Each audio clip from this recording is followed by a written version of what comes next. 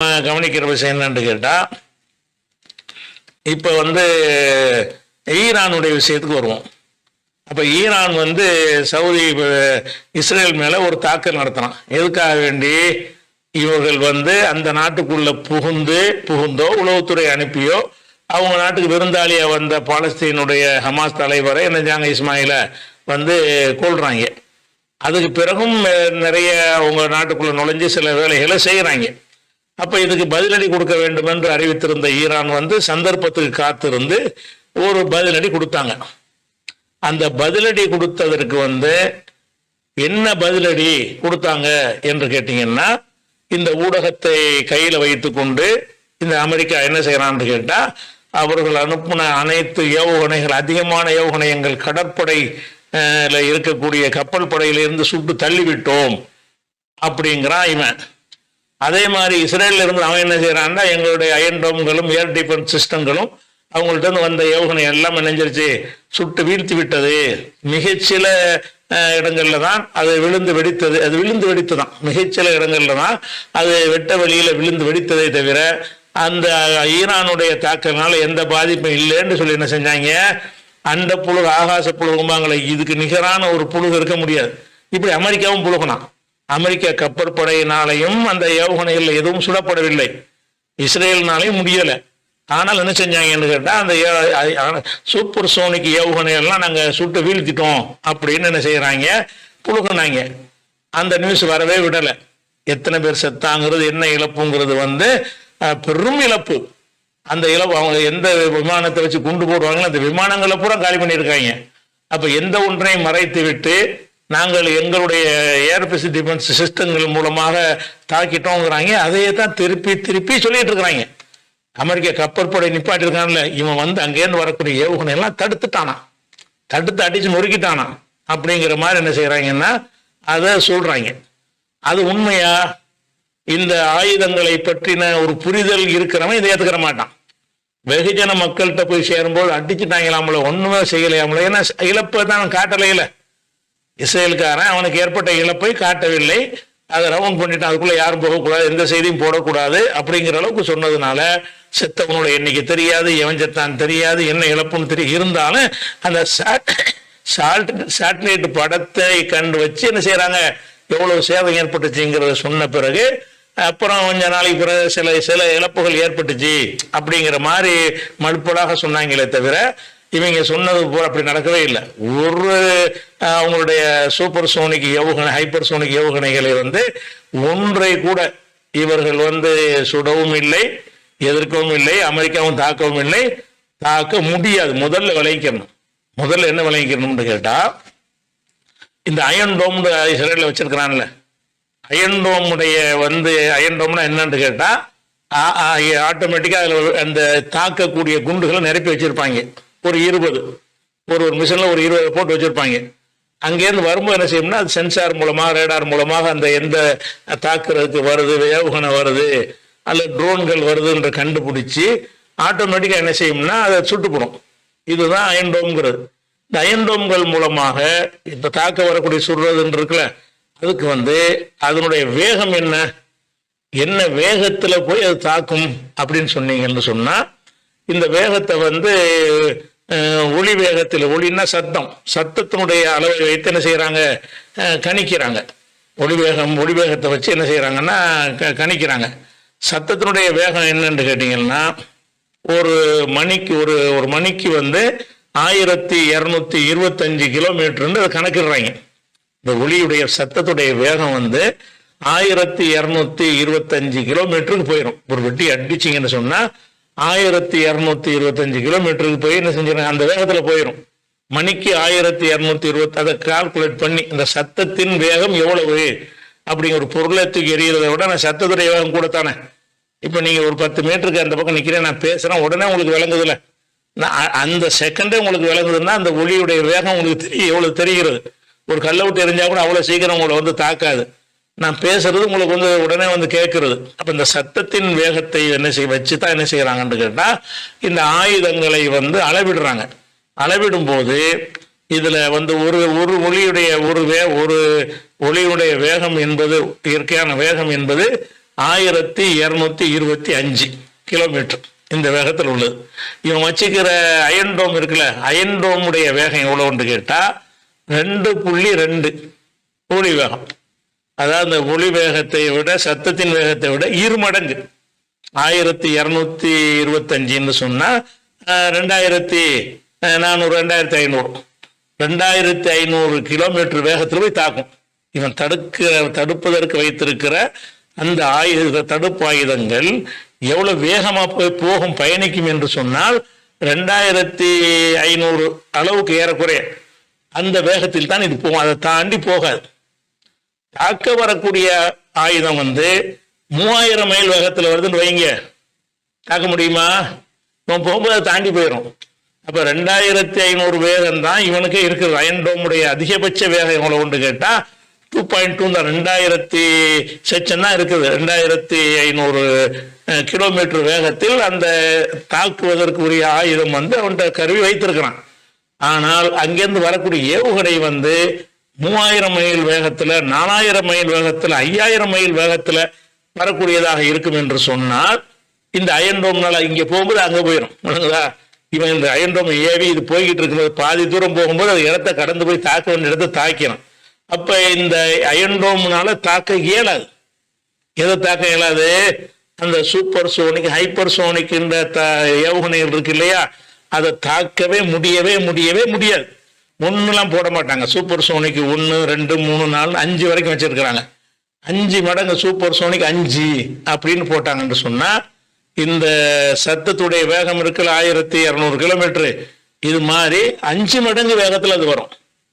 அதாவது ஒரு ஒளியுடைய வேகம் 1220 வச்சுக்கிறீங்களா, 1200 என்று இருக்குமே. ஆனால் 5 சூப்பர் சோனிக் 5 சோனின்னு வரலாம் சவுண்டை குறிக்கிறது. சோனிலாம் டிவிலாம் போட்டாங்கல்ல, ஸ்பீக்கர் டேப் ரிக்கார்ட்லாம் போட்டாங்கல்ல, அந்த சோனிங்கிறது வர்றதெல்லாம் எதுக்கு போடுவாங்க? ஏன்னா சவுண்டு சம்மந்தப்பட்டதுக்கு தான் அந்த வார்த்தையை பயன்படுத்துவாங்க. அதெல்லாம் சூப்பர் சோனிக்னு அதுக்கு பேர் வச்சிருக்கிறாங்க. சூப்பர் சோனிக்கிட்ட அர்த்தம் என்னன்னு கேட்டா, சூப்பர் சோனிக் 1 போட்டீங்கன்னு சொன்னா அந்த ஒளி வேகத்தில் கரெக்டா 1200 கிலோமீட்டர் வேகத்தில் பயணிக்கும் என்று அர்த்தம். சூப்பர் சோனிக் 5 போட்டீங்கன்னு சொன்னா அந்த 6000 ஆயிரும். 1200க்கு பதிலாக 6000 கிலோமீட்டர் வேகத்தில் அது வருகிறது. இவங்கிட்ட இருக்கிறது சூப்பர் சோனிக்கை வச்சுக்கிட்டா கூட, சூப்பர் சோனிக்கை வைத்துக் கொண்டால் கூட ஹைப்பர் சோனிக் வர வச்சிருக்கிறான். சூப்பர் சோனிக் என்ற ஏவுகணை வரும் பொழுது அதை தாக்க ஒரு ஏவுகணையாவது தாக்குறதுக்கு அயன்டோம்னால முடியுமான்னா முடியாது. அயன்டோமுடைய வேகம் 2 தான். அது 5 ஒளியின் வேகத்துல 2 மடங்கில் இவன் தாக்குறதுக்கு தான் ஆயுதத்தை அனுப்புறான். இவன் கண்ண மூடி திறக்கூட அதை தாண்டி ஓடி போயிடும். அந்த இலக்கை அடைய முடியாது. அவனுக்கு நேர கலந்து போனா கூட இது இப்படி போகும், அது அப்படி போகும். அதனுடைய வேகம் என்னவா இருக்கும்னா 2 மடங்குக்கு மேல. அயன்டோம்ல இருந்து தாக்குறதுக்கு வைத்திருக்கிற வேகத்தை விட ஏவுகணை சீறி பாய்ந்து வரக்கூடிய வேகம் 2 மடங்கு அதிகமா இருக்கும்போது அயன்டோம்ல தாக்கிட்டோம் வராங்க. பச்சையா சொல்றான், சூப்பர் சோனிக்க தாக்க இயலுமா? கப்பல்ல இருந்து தாக்கிட்டேங்கிறான். உன்னையுமே தாக்க முடியாது, அது அடையவே முடியாது. அப்ப இது அயன்டோம்ல அயன்டோம் 5 அயன்டோம் 6 அளவுக்கு நீ கொண்டு வந்தாலே தவிர இப்ப இப்படி இல்லை. அயன்டோம்ல 2 தான். 2 மடங்கு வரக்கூடிய ஒளியின் வேகத்தை விட 2னா ஒரு 2500 கிலோமீட்டர் வேகத்தில் இது போகும். மணிக்கு 2500 கிலோமீட்டர் வேகத்தில் போவதை கால்குலேட் பண்ணீங்கன்னு சொன்னா இதை தாண்டி அது என்ன செய்யணும்னு கேட்டா சூப்பர் சோனிக் 5ல தான் ஆரம்பிக்கிறேன். 1, 2லாம் போட மாட்டாங்க. Super sonic 5, super sonic 6, super sonic 7 இருக்குது. அப்ப குறைஞ்சபட்சம் ஒரு சூப்பர் சோனிக் 5ங்கிற ஒரு ஏவுகணையை ஈரான் அனுப்புனுச்சுன்னு சொன்னா, அதுவும் அனுப்பியிருக்கிறாங்க. அனுப்புனுச்சுன்னு சொன்னா இவர்கள் வைத்திருக்கிற அந்த அயன்டோம்னால தாக்க முடியாது. இது அயன்டோம் காவாசி தூரம் போகும்போது அது இடத்த தாண்டி இங்க உள்ள தாக்கிறோம். அப்ப நாங்க சுட்டு வீழ்த்திட்டோங்க. ஏதோ ட்ரோனை சுட்ட மாதிரி எப்படி அவங்க தாக்க முடியும்? அவன்கிட்ட இந்த ஹைப்பர் சோனிக் சூப்பர் சோனிக்ல அமெரிக்காவை விடவும் டாப்ல இருக்கிறது ஈரான் தான். அவன் ரஷ்யாவுக்கு சப்ளை செய்யற அளவுக்கு அந்த டெக்னாலஜியில முன்னேறியவனா இருக்கிறான். அப்ப சூப்பர் சோனிக்குடைய விஷயம் அது ஒரு விஷயமாச்சு. அதே மாதிரி ஹைப்பர் சோனிக் இருக்குல்ல, அது என்னன்னு கேட்டா 5க்கு மேல ஹைப்பர் சோனிக்னு சொன்னா அது ஒளியை விட 5, 6 அந்த மாதிரி 7 அந்த மாதிரி இருக்கும். அந்த ஹைப்பர் சோனிக் இருக்கும் சூப்பர் சோனிக் வித்தியாசம் என்னன்னு கேட்டா, இந்த ஒரு பேச்சுக்கு இவன் அந்த 5 மடங்கு வேகத்துல தாக்குற ஒரு ஆயுதத்தை கண்டுபிடிச்சான்னு வைங்க, கண்டுபிடிச்சா கூட அந்த ஹைப்பர்சோனிக் என்ன பண்ணும்னு கேட்டா வேகமாக வரும், வந்து அதில் நுண்ணறிவு அந்த ஏஐ தொழில்நுட்பத்தின் அடிப்படையில் தானாக அறிந்து கொண்டு திசை மாற்றக்கூடிய தன்மை அதுக்குள்ள இருக்கும். அப்போ நம்மளை நோக்கி ஒரு ஏவுகணை இப்படி வருதுன்னா அப்படி விலகிட்டு போயிடுது. அப்படியான ஒன்றை வந்து சொல்ல முடியுமா உனக்கு? அப்படி அந்த அளவுக்கு வேகமாக போகக்கூடிய இவனுடைய சில S-400 அந்த மாதிரி சில இருக்கிறது. அந்த மாதிரி ஏர் டிஃபென்ஸ் இருந்தா கூட சூப்பர் சோனிக்கை தாக்க முடியாது. ஏன்னு கேட்டா அதன் வேகமற்றம் இல்லாம வேகமா வரும். இப்ப நெருங்கிருச்சுன்னு வருங்க, இது நம்மளை நோக்கி வருதுன்னு தெரிஞ்சுக்கிட்டு இப்படி நம்ம நவண்டுக்கிறோம், அது வேற இடத்துக்கு போயிடும். அப்ப இந்த சூப்பர் ஹைப்பர் சோனிக்ல என்னன்னு கேட்டா தானாக உணர்ந்து திசை மாற்றும் தன்மை கொண்டது. அது அதனுடைய வேகமும் ஒளியை விட 6 மடங்கு 7 மடங்கு 11 மடங்கு வேகத்தில் உள்ள. அங்க அடிக்கிறேன் 10 நிமிஷம் வந்துருச்சு, ஈரான்ல அனுப்புனது 10 நிமிஷத்துல வந்துருச்சு. அவ்வளவு வேகமாக வந்து தாக்குற அந்த வேகத்தினாலையும் இவங்களுக்கு போய் தாக்க முடியாது. அப்படியே தாக்குறதுக்கு 1-2 சாதனங்கள் ரஷ்யாவில் சிலதெல்லாம் இருக்குது, அமெரிக்காவிலையும் சிலது இருக்கிறது. அந்த மாதிரியான ஏவுகணைகளை கொண்டு தாக்கினால் கூட அதை வந்து அது திசையை மாற்றி கொள்ளும். இப்போ 5 அளவுக்கு வச்சிருந்தான்னு வைங்களேன், அது 6-7 வரும்போது தாக்க முடியாது. சரி 5 வேகத்தில் வருதுன்னு வைங்க, அதை தாக்க முடியுமான்னு கேட்டால் சூப்பர் சோனிக்கை தாக்க முடியும், ஹைப்பர் சோனிக் தாக்க முடியாது. ஏன்னு கேட்டால் அதில் வந்து ஹைப்பர் சோனிக் எதனால வருதுன்னா தானாகவே அட்ஜஸ்ட் பண்ணிக்கிறோம். நம்மளை நோக்கி இப்படி வருதுன்னா இப்படி தன்னால் ஆட்டோமேட்டிக் என்ன செய்யணும், விலகிட்டு போயிடும். விலகிட்டு போய் இருக்கிற இடத்துக்கு போயிடும், அந்த குறியை வந்து தவறாமல் போய் நெஞ்சரும் தாக்கிறோம். அப்போ தாக்க போனால் கூட தப்பித்து கொள்ளும் திறன் கொண்டதுதான் ஹைப்பர் சோனிக்ங்கிறது. அந்த ஏவுகணைகளை வச்சு தான் அடிச்சிருக்கலாம். அதிகமாக அடித்தது ஹைப்பர் சோனிக் தான். அதை அடித்து தான் இஸ்ரேலுடைய இராணுவ விமானங்கள் வைத்திருந்த அந்த விமான தளத்தில் போய் விழுந்து எல்லாம் F-16 எல்லா விமானங்களும் கம்ப்ளீட்டாக காலி. அதனால இப்போ சாதாரண ஜெட்டில் போயிட்டு கொண்டு போட்டுருக்காங்க லெபனானில். அந்த விமானத்தில் போய் அதுக்கு பிறகு அதை எடுக்கவே இல்லை, காணாம், கம்ப்ளீட்டாக காலி பண்ணிட்டாங்க. அப்போ நிறைய பெரிய இழப்பு ஏற்படுத்தியிருக்கிறாங்க. அப்போ இந்த எப்படி புழுகுறாங்க உலகம் பூரா என்னன்னு கேட்டால் அமெரிக்கா கப்பல் படையில இருந்து நாட்டில் இருந்து தாக்குறதே முடியாதுன்னு சொன்னா கப்பல்ல இருந்து 5 மடங்கு வேகத்துல உள்ள ஏவுகணை தாக்க முடியுமா? உள்ளக போயிடும், கப்பல் மூழ்கி போயிடும், அதுல இருந்து தாக்க முடியாது. சின்ன சின்ன இதுக்குள்ள சுட முடியும். அதனால என்ன செய்யறாங்கன்னா அமெரிக்கா எல்லா பேரும் போய் சொல்றாங்க, நாங்க தாக்கிட்டோம், அதான் நாங்க இருக்கிறோம், நாங்க தடுத்து நிறுத்தாட்டி இது மாதிரி 100 மடங்கு ஏற்பட்டிருக்கு பில்டு பண்றாங்க. இவங்க தடுக்க உன்னத்து ஒரு கடுகளவும் தடுக்கல.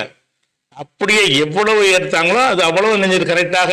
சில நேரத்தில் என்ன செய்யணும்னா குறி தவறும், அந்த இலக்கு வைப்பாங்க. சில மேப்புகளை காட்டுற வகையில் அந்த கூகுள் மாதிரியான ஒரு சிஸ்டம் அவங்கள்ட்ட இருக்கும்ல, அதனுடைய நடக்கும் பொழுது இந்த இடத்துல குறி வச்சு அந்த இடத்துல போய் விழுந்துடும்.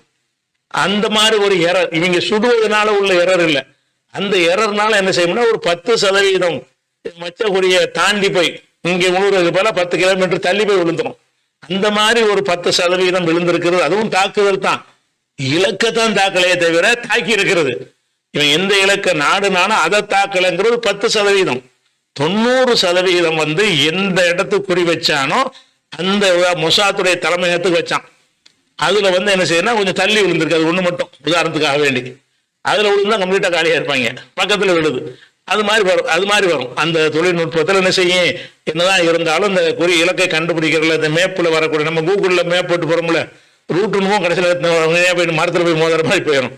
அந்த மாதிரியான அந்த மேப்புள் வரக்கூடிய எரர் காரணமாக என்ன செய்யும்னு கேட்டால் இவங்களால வந்து சிலது குறி தவறி, சிலது தான் ஒரு 10% குறி தவறி விட்டாலும் அது குறி தவறுதலால் ஏற்பட்டது தானே தவிர அதுவும் தாக்கிவிட்டது இடத்தை தான் சரியா தாக்கலையே தவிர அந்த 10 கிலோமீட்டர் தாண்டி போய் தாக்குற இடத்துல சேதம் ஏற்படத்தான் செய்யும். அப்ப வந்து ஈரான் அனுப்பின அத்தனை ஏவுகணைகளுமே ஹைப்பர்சோனிக் சூப்பர்சோனிக் ஏவுகணைகள் தான். அப்ப இதை தாக்கக்கூடிய ஒரு திறன் வந்து இஸ்ரேல்கிட்ட இருக்கக்கூடிய அந்த ஏர் டிஃபென்ஸ் சிஸ்டங்களுக்கு கிடையாது. அப்ப அமெரிக்காவும் நாட்டில் வேணா இருக்கலாம், இந்த அமெரிக்க கடற்படை கப்பல்ல கிடையாது. அப்படி இருக்கும் பொழுது நாங்க தாக்கி விட்டோம் சுட்டு விட்டோம் வந்தெல்லாம் தடுத்துட்டோங்கிறான சுட முயற்சி பண்ணுவாங்க. ஜோர்டான்ல இருந்து சுட்டு ஜோர்டான் விழுந்துச்சா? ஜோர்டான்ங்கிறது அமெரிக்காவுடைய இன்னொரு மாநிலமா வச்சுக்கிற வேண்டியதான், ஒரு அடிமை. அவன் வந்து அமெரிக்காவுக்கு தளம் கொடுத்துருக்கிறான். அவங்க எங்க நாட்டு தாண்டி வந்துச்சுன்னா சுடுவோங்கிறாங்க. என்னத்தை போட்டு சுடுவ? சாதாரணமா ஒரு ட்ரோன் அனுப்புனா சுட்டு போடலாம். இவன் அனுப்புனதை சுடுவதற்கு என்ன செய்வாங்க, அந்த கருவிகளை பயன்படுத்தி இருப்பான்னு சொல்லலாமே தவிர ஒன்றை கூட அவங்க வந்து சுட முடியாது, ஜோர்டானும் சுட கிடையாது, இவங்க அமெரிக்க கப்பற்படையில இருந்து சுட கிடையாது, சுட முயற்சி பண்ணியிருப்பாங்க, இவன் இங்க பொறுத்தல அங்க போயிடுவான் வழங்குதா. அதனால வந்து சூப்பர் சோனிக் ஹைப்பர் சோனிக்ல வந்து டாப் லெவல்ல ஈரான் இருக்கிற காரணத்தினால அது ஏற்படுத்தின விளைவு பயங்கரமான விளைவு. எந்திரிச்சு நிக்க முடியாத அளவுக்கு பதிலடி கொடுத்துருக்காங்க. ஆத்திரம் தாங்க இல்லை. சரி, இவ்வளவு பெரிய இழப்பு ஏற்படுத்தி இருக்கிறான்னு, இழப்பு ஏற்படுத்தினா உடனே தாக்க வேண்டியதான பதிலடி. ஒன்றதான் எல்லா வசதியும் இருக்குதுல்ல, அமெரிக்காட்ட இல்லாத வசதியா? அப்ப நீ அவன் வந்து பதிலடி நீ கொடுக்கணுமா இல்லையான்னு அதுக்கு யோசிக்கிறாங்க. நீங்க வந்து அதை தாக்கிறாதீங்க, ஆனா ஒரு அளவை ஒன்று தாக்க இயலாது. இஸ்ரேல்கிட்ட வந்து விமானத்துல போய் கொண்டு போடக்கூடிய விஷயங்கள் இருக்கே தவிர என்ன இல்லை, ஹைப்பர் சோனிக்கு கிடையாது. ஹைப்பர் சோனிக் சூப்பர் சோனிக் வச்சு இருந்துகிட்டே பட்டன் தட்டி விட்டு அழிக்கக்கூடிய ஒரு விஷயம் இருந்தா முதல்ல ஒரு தாக்குனான ஒரு அடையாளமா அப்ப கூட ஒரு பதிலடி கொடுத்துருக்கலாம். அப்பவும் அதுக்கு பதிலடி இஸ்ரேல் கொடுக்கல, கொடுத்தா திருப்பி கொடுப்போம்ட்டான். அப்ப இப்பவும் சொல்லியிருக்கான், நீ அடிச்சு பாடுறான்றான். இவன் என்ன செய்யறான், நாங்க அடிச்சிருவோங்கிறத ஒரு உளவியல் ரீதியாக ஒரு பயத்தை உண்டாக்குறதுக்காக வேண்டி அமெரிக்கா கெஞ்சுது, நீ அந்த அணு ஆயுதத்தை தாக்கிறாத அப்படின்னு அர்த்தம். தாக்குற திறனோட்ட இருக்குதான், அது கெஞ்சிடலாம். அணு ஆயுதம் தாக்கிறாத, ஆயுள் இருக்கும் அந்த மாதிரி உற்பத்தி தளங்கள் எல்லாம் தாக்கி விடாது என்று சொல்லி இருக்கிறோம் அப்படின்னு அர்த்தம். அவங்க தாக்குவாங்க, அந்த திறன் இருக்குங்கிறத பில்டப் பண்ண பண்றாங்க. அதெல்லாம் போய் தாக்க இயலாது. இஸ்ரேலால் வந்து ஈரானை தாக்குவதாக இருந்தால் ஏவுகணைகளால் தாக்க இயலாது. அந்த வகையான ஏவுகணைகள் அவங்கள்ட்ட இல்லை. அப்படி அது ஒரு விஷயமாச்சு. ரெண்டாவது ஹைப்பர் சோனிக்கு கிடையாதுன்னா அது இருக்கணும், நிரூபிக்கணும். சோதித்து ஈரான் வந்து சோதிச்சு காட்டி உலகக்கெல்லாம் தெரியறபடி நிரூபித்து இருக்கிறான். இஸ்ரேலோ அமெரிக்காவோ அந்த மாதிரி எங்கள்கிட்ட இருக்குதுன்னு நினைச்சல, சோதித்து நிரூபிக்கப்படலை. இருந்தா நிரூபிக்காம இருக்க மாட்டாங்க. அப்ப இவன்கிட்ட வந்து அப்படி இஸ்ரேலுக்கு தாக்க இயலாது. அதிகபட்சமா எப்படி தாக்க இயலும்னு கேட்டா, இவங்க வந்து விமானங்கள், குண்டு வீச்சு விமானங்களை எடுத்துக்கிட்டு போய் அதை வந்து அதுல இருந்து குண்டு போட்டு தாக்கலாம். ஆனா இங்க இருந்து இஸ்ரேல் இருந்து ஈரான் வரைக்கும் பறந்து போற அளவுக்கு எரிபொருள் தாக்கு பிடிக்குமான்னா பிடிக்காது. இப்ப இடையில எரிபொருள் நிரப்பணும், அல்ல எரிபொருள் நிரப்பக்கூடிய விமானங்கள் இருக்கிறது, ஆகாயத்துல வச்சே நிறைச்சிட்டு அப்புறமே குண்டு போடணும். அப்படி போய் குண்டுகளை போட்டு விமானங்கள் மூலமாகத்தான் இஸ்ரேல் தாக்குதல் நடத்த முடியும். இந்த லெபனான்ல நடத்துற மாதிரி நடத்த முடியும். ஆனா லெபனான்ல நடத்துற மாதிரி போய் ஈரான் நடத்த முடியுமா? ஈரான்ல வந்து அவங்க தாக்க வரக்கூடிய விமானங்கள் எல்லாம் சுட்டு தள்ளக்கூடிய விமானங்களுடைய வேகம் வந்து இந்த ஒளி வேகத்தில் வராது. விமானம் குண்டு போட வரக்கூடிய விமானம் இருக்குது, 1000 கிலோமீட்டர் அதிக வேகத்தில் வரும். 400, 500, 600, 1000 அது அவ்வளவுதான் வேகம் வரும். அப்ப ஒளி இந்த சோனிக்கு வேகம் ஒளியுடைய 5 மடங்கெல்லாம் வராது. ஒளியின் ஒரு வேகத்தை விட கம்மியாகத்தான் அந்த விமானங்கள் வரும். அந்த வேகத்தில் வரக்கூடிய விமானங்களை வந்து இவங்க மாதிரி ஒரு அயன்டோமை வச்சுக்கிட்ட சுட்டு போடலாம். அந்த மாதிரி ஒரு தடுப்பு சாதனங்கள் ஏர் டிஃபென்ஸ் இருந்துச்சுனாலேயே சுட்டுலாம். அவங்கள்ட்ட S-400 வரைக்கும் ரஷ்யாட்ட வந்து வாங்கி வச்சிருக்கிறாங்க. அப்ப இவர்கள் விமானம் மூலம் தாக்க போனார்களே, ஆனால் அதிகப்படியான விமானங்கள் வந்து சுட்டு வீழ்த்தப்பட்டோம். குண்டு போட அந்த சுட்டு வீழ்த்துறதுனால அந்த குண்டு வெடிச்சு சில சேதங்கள் அந்த மண்ணுக்குள்ள ஏற்பட வாய்ப்பு இருக்கே தவிர இலக்கை போய் தாக்குமான்னா அப்படி தாக்க முடியாது. தாக்காத அளவுக்கு என்ன செய்ய முடியும், அந்த விமானங்களை சுட்டு வீழ்த்தக்கூடிய சாதனங்கள் எக்கச்சக்கமாக பரவலா என்ன செய்தாங்க வச்சுட்டாங்க. அதனால இவர்கள் வந்து விமானங்கள் மூலம் தாக்கத்தான் முடியுமே தவிர முடிஞ்சா என்ன செய்ய முடியும் கேட்டா அதிகமாக அடிச்சிருவான். அடிச்சுட்டு என்ன செய்வான்னு கேட்டா அப்பனா ஹைப்பர் சோனிக்கை வந்து சர மாதிரியா விடுவான். நீ தாக்கி பாடுறாங்கிறான். அப்படி தாக்கி விட்டதுன்னு சொன்னா சில இடங்கள்ல விமானம் மூலமா கொண்டு போட்டதுல 100 இடத்துல போட்டதுல ஒரு 10 இடம் சக்சஸ் ஆகி 90 சுட்டு போடுவாங்க. ஒரு 10 இடம் சக்சஸ் ஆகி மிஸ் ஆயிரும்ல, தவறி போச்சுன்னு வைங்க, குறி தவறி விட்டது என்று சொன்னால் அப்ப அதனால் ஏற்பட்ட ஒரு இழப்பு ஏற்படும்ல. உடனே என்ன செய்வான்னு கேட்டா அடுத்த நிமிஷமே நான் அடிப்பேன்ட்டான். அடிச்சேன்னா நீ வரலாற்று நினைத்து பார்க்க முடியாத ஒரு அடியாக இருக்குங்கிறான். அப்ப அது மாதிரி ஒரு 10 சூப்பர் சோனிக் ஹைப்பர் சோனிக் அனுப்புனான்னு வைங்க, இஸ்ரேல் காணா போயிடும். குறி வச்சு அடிச்சான்னா கம்ப்ளீட்டாக அடைக்கலாம். அமெரிக்காவை வந்து காப்பாற்ற முடியாது. அதனால இவங்க சண்டை போடுற ஈரானோட போய் போடணும். அது ரஷ்யாவுடைய சப்போர்ட் இருக்குது. ரஷ்யாவுக்கு தேவை, ரஷ்யாவுக்கு இவங்க சப்போர்ட் நிறைய. இந்த உக்ரைன் போர் ஆரம்பிச்சதுல இருந்து ரஷ்யா இருக்கிற ஆயுதங்கள் எல்லாமே நீண்ட தொலைவில் உள்ள நாடுகளை தாக்குற அளவுக்கு தான் அவன் தயார் பண்ணி வச்சிருக்கிறான். பக்கத்துல உள்ள இப்படி நினைச்சு அவன் பார்க்கல. பக்கத்துல உள்ளதை தாக்குறக்கூடிய சாதனங்கள் வந்து ரஷ்யாவுல கிடையாது. அது ஈரான் தயார் பண்ணி கொடுக்குறான். சின்ன சின்ன 100 கிலோமீட்டர் 200 கிலோமீட்டர் போய் தாக்கக்கூடிய ஏவுகணைகள்லாம் மிக அதிகமாக தயார் பண்ணி இவங்க நிறைய உதவி செஞ்சதுனால அவங்க இவங்களுக்கு உதவி செய்கிறாங்க, நிறைய என்ன செய்கிறாங்க, எல்லா ஏற்பாடுகளுமே அந்த கொடுத்துருக்குறாங்க, அந்த ஒரு வசதி இருக்குது. அப்படிங்கிறதுனால இவங்க அவ்வளோ ஈஸியாக போய் தாக்கிட முடியாது. அப்படி தாக்கி விட்டால் கூட அதுலையும் தாக்குவதில் ஈரான் இஸ்ரேல் மட்டும் டைரக்டா, இஸ்ரேல் வந்தாலும் அமெரிக்கா தான் இருந்தாலும் இஸ்ரேலுங்கிற பேரில் தாக்குனான்னு சொன்னால் இஸ்ரேல் நிப்பாட்டிக்கிறோம்.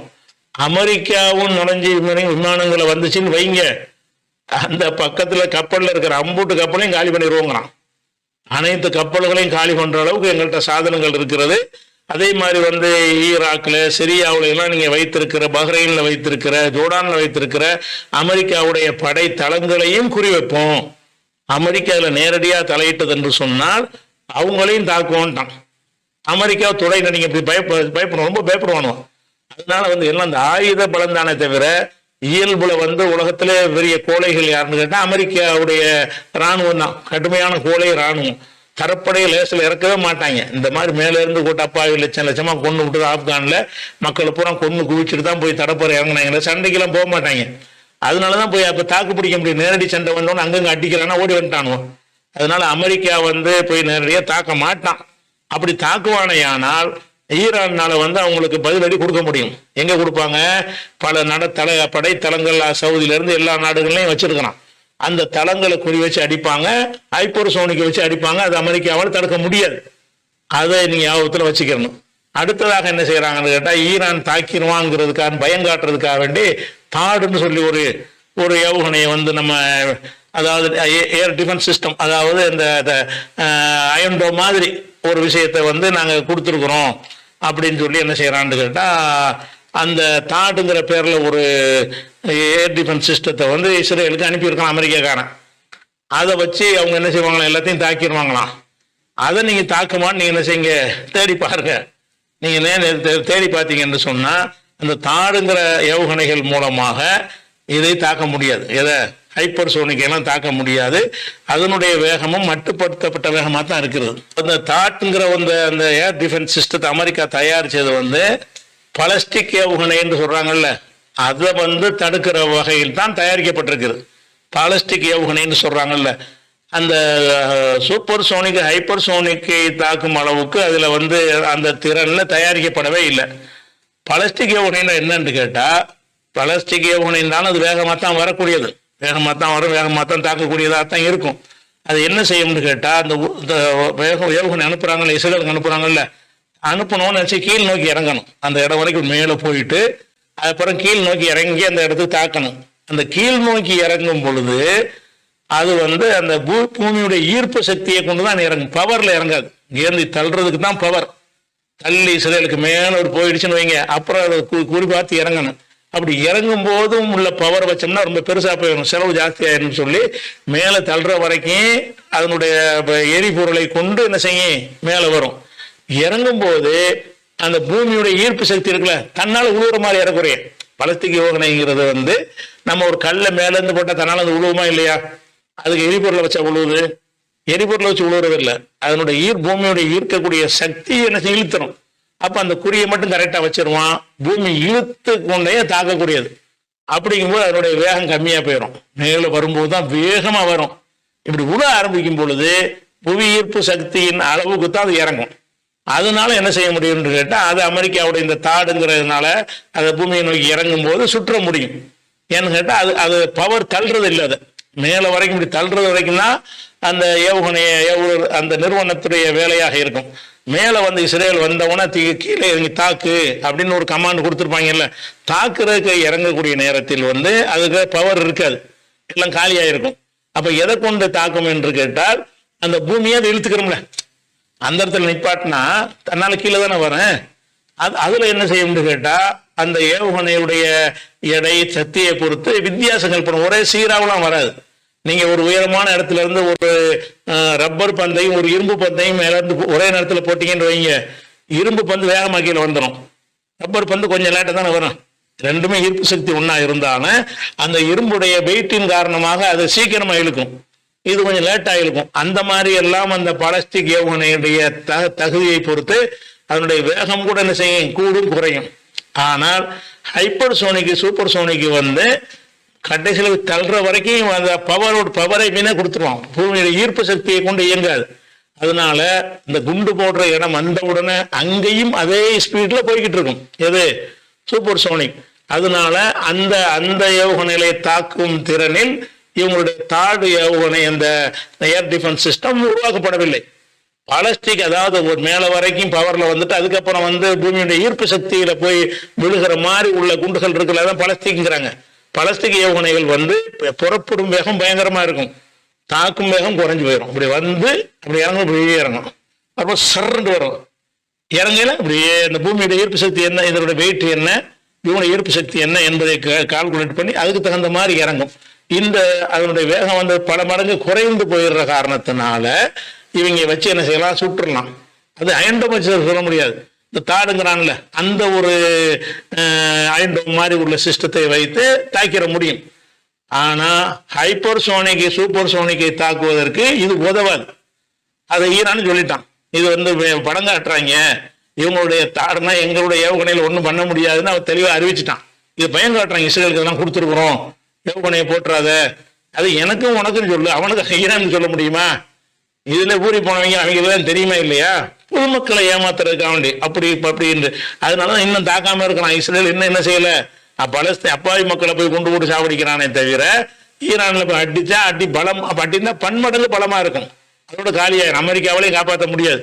அதனால இவர்களுடைய அந்த ஏவுகணை தடுப்பு சிஸ்டம் என்று சொல்வதெல்லாம் பொய். அது மாத்திரம் இல்லாம இன்னொரு அடிப்படையை நீ கவனிக்கணும். இந்த தடுக்கிற சிஸ்டம் இருக்குல்ல, ஒரு அயன்டோமாவே இருக்கட்டும் அல்லது வேற ஏதாவது சிஸ்டமாக இருக்கட்டும், அந்த மாதிரி பேட்ரியாட்டுங்கிறான்ல அந்த மாதிரி சிஸ்டமா இருக்கட்டும், எந்த மாதிரி சிஸ்டமா இருந்தாலும் அதுல ஒரு குறிப்பிட்ட ஒரு எண்ணிக்கையில் தான் அதுல நிரப்புவாங்க. 1000 2000 இறக்க முடியாது. ஒரு அயன்டோம்ல ஒரு 20 குண்டை போட்டு வச்சிருப்பாங்க. அப்ப 20 ட்ரோன் வரும்போது 20ஐயும் தாக்கிறான், 21வது வரும்போது தாக்காது, காலி ஆயிரும்.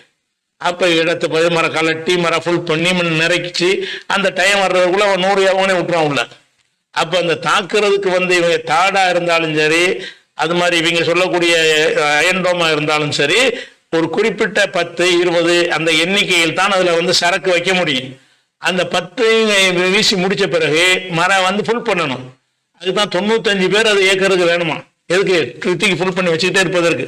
அந்த மாதிரி இருக்கக்கூடிய நேரத்துல அப்ப இருக்கிறத சின்ன சின்ன ஒண்ணுமில்லாத அனுப்பிவிட்டு காலி பண்ணிடுவாங்க. ஒண்ணுமில்லாத ஏவுகணை ட்ரோன் அனுப்பிவிடுவாங்க. அதை போய் தாக்கிக்கிட்டு இருக்குமா, இருக்கிற சரக்கு குறைஞ்சு போயிடும். அப்ப பாலஸ்டிக் ஏவுகணை வந்தாலும் தடுக்க முடியாம போயிடும். அதனால இவங்க பில்டப் கொடுக்குறாங்க. பெரிய அமெரிக்காவுக்கு பெரிய அவமானம் ஏற்பட்டு கொண்டு இருக்கிறது. அமெரிக்காவுக்கு பயப்பட தேவையில்லைங்கிற அளவுக்கு அரபு நாடுகள்லாம் இப்ப தைரியம் ஆயிடுச்சு. அவங்க தெரிய நாடுகள்லாம் கவனிக்கிறாங்க. என்ன கவனிக்கிறான்?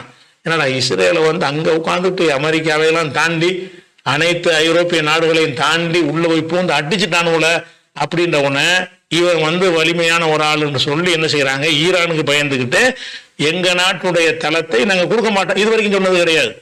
ஏன் அரபு நாட்டெல்லாம் பயப்படுறான்னு கேட்டா இந்த ஒரு காரணத்தினாலதான். அதனால இதான் அரபு இஸ்ரேல் ஈரான் போருடைய நிலவரம். கண்டிப்பாக இவர்கள் நம்ம விரும்புறோம்னா இவங்க தாக்கணும்னு நம்ம விரும்புறோம். இவங்க ஈரானை தாக்கணும். அப்பதான் ஹிஸ்புல்லா மாதிரி ஹமாஸ் மாதிரி இல்லாம ஈரான் மாதிரியான ஒரு பதிலடி கிடைக்கும். அதுலதான் அவங்களை அழிக்க முடியும். அது மாதிரி வந்தாங்கன்னு சொன்னா அமெரிக்காவில் ஒன்றும் செய்ய முடியாது. நல்லா தெரிஞ்சுக்கிறங்க. அமெரிக்காவுக்கு ஒரு நாட்டிலையும் போனாங்க, விரட்டி தான் விட்டாங்களே தவிர கூட ஆள் சேர்த்துக்கிட்டு தான் அந்த அமெரிக்காக்காரன் எப்பவுமே போவான், தனியா போகவே மாட்டான். அப்படி போகும்போது வியட்நாமில் அடி நுறுக்கினாங்கல்ல, நுழைய முடியாம கம்ப்ளீட்டா விரட்டி அடிச்சாங்க. அந்த மாதிரியான ஆப்கானிஸ்தான்ல தான் நடந்துச்சு. அதனால அமெரிக்காக்காரன் ரொம்ப யோசிப்பான். இப்ப பெரிய அளவுல அந்த பாதிப்பு நிறைய ஏற்பட்டு இருக்கிறது. அதனால இந்த போர்ல இறுதி போர்ல ஈரான்ல தாக்குவதன் மூலமாக முடிவுக்கு வரும். இஸ்ரேல் ஈரானை தாக்கணும், தாக்கினால்தான் நல்லது. தாக்குனா கண்டிப்பா ஈரான் எல்லாம் ப்ரிப்பேர் ஆயிட்டாங்க. யோசிச்சு தாக்குனது காரணமே என்னன்னு கேட்டா எல்லாமே ப்ரிப்பேர் ஆயிட்டாங்க. இந்த நேரத்தில் ஒரு செய்தி நம்ம சொல்லிட வேண்டியது என்ன இருக்குன்னு கேட்டா, இந்த அரபு நாட்டுல ஷைத்தானெல்லாம் என்ன செய்யறான்னு கேட்டா, ஷியா, இவன் ஷியா யாரே, ஈரான் ஷியா, ஹிஸ்புல்லா ஷியா, ஹவுதிங்கிறவன் ஷியா. இந்த ஷியாக்களுக்கு பின்னாடி போவதான்னு சொல்றாங்க. சரிடா, அவன்லாம் ஷியா தானே. ஹமாஸ் யாரு? அவன் தானே, ஷியா இல்லாதவன் தானே. அப்ப ஷியா இல்லாதன்னு பாதிக்கப்படுவோம். நீங்களாம் என்ன பண்ணிட்டு இருந்தீங்க? இந்த சவுதி அரேபியாவில சம்பளம் வாங்கிட்டு இருக்கிற சில பேர் இருக்கானுவோ நம்ம நாட்டுல, இந்தியாவுல, இலங்கையிலாம் இவனோ பில்டப் கொடுப்பாங்க, சவுதிக்கா பில்டப் கொடுப்பாங்க, உலகம் போன அது மாதிரி இருக்கிறாங்க மதனின்னு சொல்லி அவங்க தயாரித்து அனுப்பப்பட்டவர்கள் சவுதிக்கு வந்து எந்த ஒரு பாதிப்பு வராத அளவுல பேசுவாங்க. இவங்களை வச்சுக்கிட்டு என்ன செய்யறாங்கன்னா உலக மக்கள் மத்தியில நம்ம முஸ்லீம் என்ற வேடம் போடலாங்கிறதுக்கான ஷியா கலரை பூசுறாங்க. அப்ப ஷியா தானே, ஹமாஸ் ஷியா இல்லையில ஒரு ஷியாக்காரன் தானே ஹமாஸுக்கு உதவுறான், நீ உதவ காணாம நீ ஏன் உதவல? அப்ப அதனால வந்து இந்த மாதிரி எல்லாம் மக்கள் மத்தியில குழப்புறாங்க. இது ஷியா அந்த மேட்ரு கிடையாது. செத்து மடிஞ்சுக்கிட்டு இருக்கான், அப்பாவிகள் செத்து மடிஞ்சுக்கிட்டு இருக்கான், அவன் தான் நிக்கிறான் களத்துல. அதுல ஷியா நீங்க பாக்குறீங்க? ஷியா கொள்கைக்கு உள்ள ஒரு பிரச்சாரமா இது இல்ல. அதுல வந்து அவன் தான் இன்னைக்கு கரெக்டா வந்து அறிவை பயன்படுத்தி அதை என்ன மாதிரி ஃபேஸ் பண்ணா சரியா வரும் என்று சொல்லி இந்த ஹமாஸ்க்கு அவன் கவலைப்பட தேவை என்ன இருக்கு? ஹமாஸுக்காக வேண்டி அவனுக்கு அவன் எல்லையில இருக்குதா? ஈரானுக்கு எல்லையிலயா இருக்குது? இல்ல. அவன் எது கவலைப்படுறான்னு கேட்டா அந்த இஸ்ரேலுடைய வரலாதிக்கு பைத்துல் முகத்தஸ் நம்ம நினைக்கிற மாதிரி அவன் ஒரு புனிதம் நினைக்கிறான்ல, அதுல வந்து கை வைக்கிறாங்களே அப்படின்னு நினைத்து கொண்டுதான் அவன் என்ன செய்யறான், இறங்குறான். அந்த உணர்வு இந்த சைத்தானோடு கிடையாது. சவுதியில உள்ள ஆட்சியில் இருக்கிற சைத்தான்களுக்கு அது கிடையாது. அதை நீ ஞாபகத்துல வச்சுக்கணும்.